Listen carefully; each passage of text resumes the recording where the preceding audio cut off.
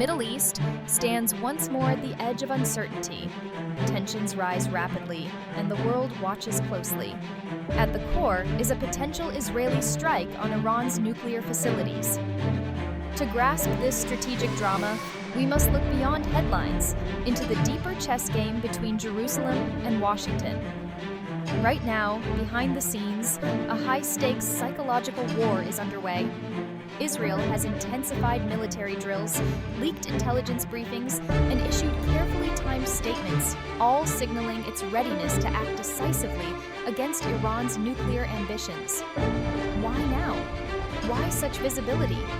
The answer lies thousands of miles away, in Washington, D.C. Here, former President Donald Trump, skilled in public perception and media narratives, maneuvers carefully.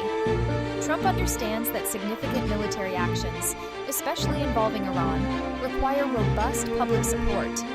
It's about political survival and legacy building. Trump's aim is clear: create a rally-round-the-flag moment. History shows crisis unifies public support around strong leadership.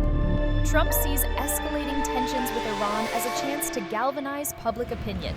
He carefully orchestrates a narrative painting Iran as an imminent threat to American security. There's an intriguing twist.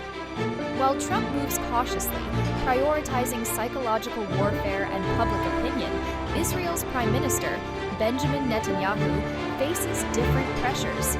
Netanyahu operates amid a turbulent domestic political environment, confronting intense coalition demands and public calls for decisive action.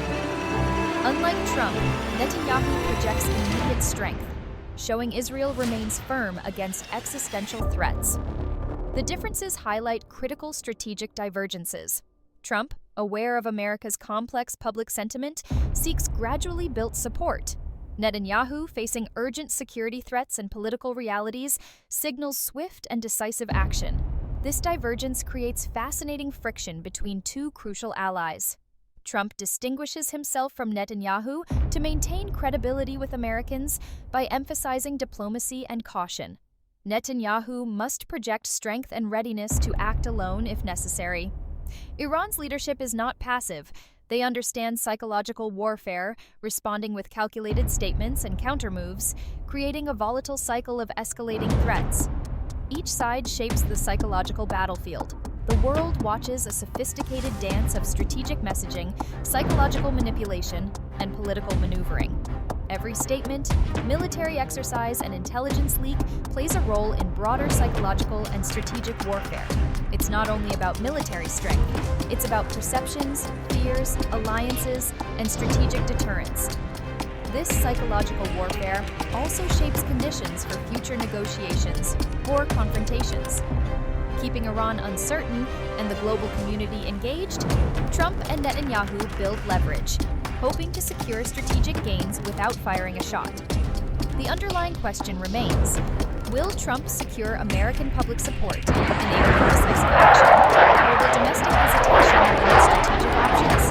Will Netanyahu's aggressive posture against Israel's deterrence permanently escalate tensions?